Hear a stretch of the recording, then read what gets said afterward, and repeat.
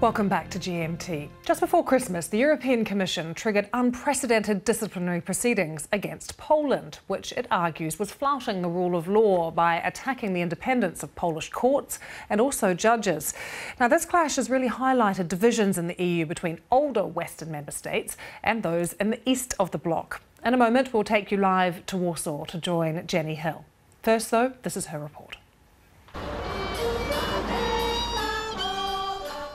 When your country's come a long way, it's easy to feel left behind.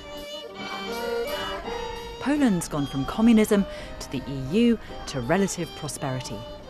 But out here, many felt forgotten. Until now. Generous child benefits, a lower retirement age. Small wonder, perhaps, the PiS government gets the family vote. Everyone, all the other parties make promises, but they don't deliver. PiS kept their promises.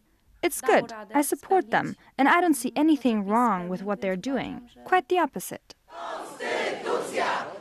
But they've divided a country, enraged the EU. Last year, protests in Warsaw. PiS attacks press freedom, access to abortion, and the independence of the judiciary. The system is already broken. There is no balance of power. We are moving towards an authoritarian state. One party will dominate parliament and will destroy independent justice. But resistance is giving way to resignation. The government's backed in part by the Catholic Church. The voice of tradition is growing louder.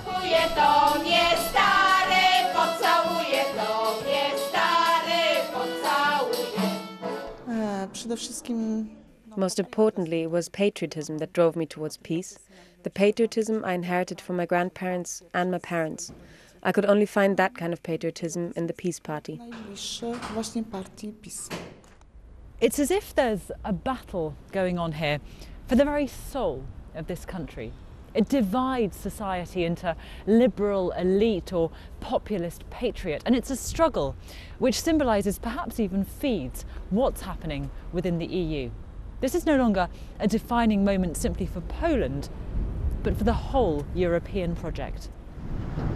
Because it seems no one's really sure how to deal with what is arguably the EU's most troublesome state. Well, let me introduce you to Dominik Tarczynski. He's from the ruling Law and Justice Party. Good morning to you. Good morning. The EU says your judicial reforms are flouting the rule of law. Are you going to back down? Well, what part of it? What part of our act is against the European values? Which one? I'm a lawyer. I'd like to speak about specific paragraph and article. I asked for it. Mr. Timmermans, he didn't answer. Well, the EU's made a long list of problems that they have with your judicial reform, most of which add up to the idea that your judiciary is no longer independent.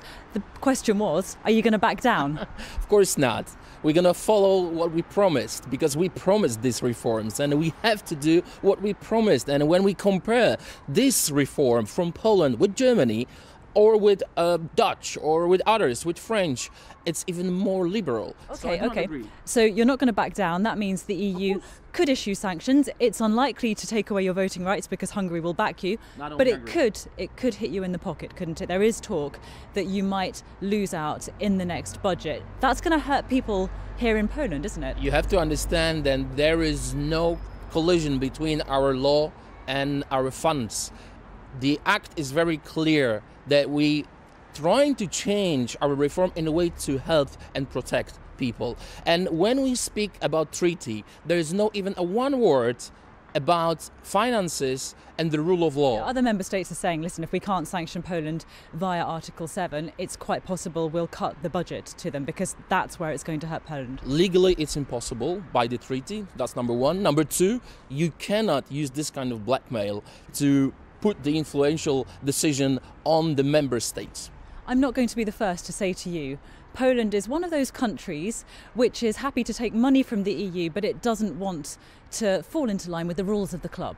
You see, this club has members, and every member is equal. We are the same. We have the same votes, the same right to change our country, put the reforms which we need. And we think that if we want to be a club, as you said, when everyone feels the same, we have to be treated the same. We have to be treated the same way as Germany, France, and others. But then you have to play by the rules. We play by the rules, which we can change because we are the members of this club. So the rules are only for Germany and France. They can rule the EU, or we have something to say. We do. You feel your voice is ignored? Well, we are not treated the same way. You see, Mr. Macron says that he wants to change EU with Germany. So this two-speed EU not going to survive this kind of crises which we have right now with EU. Okay, Dominik Tarczynski from the Law and Justice Party, thanks very much for joining us. There you are. A lot of division within the EU, and it's not something which is going to go away. Jenny, good to see you. Jenny with us throughout the day here on BBC World News. Well,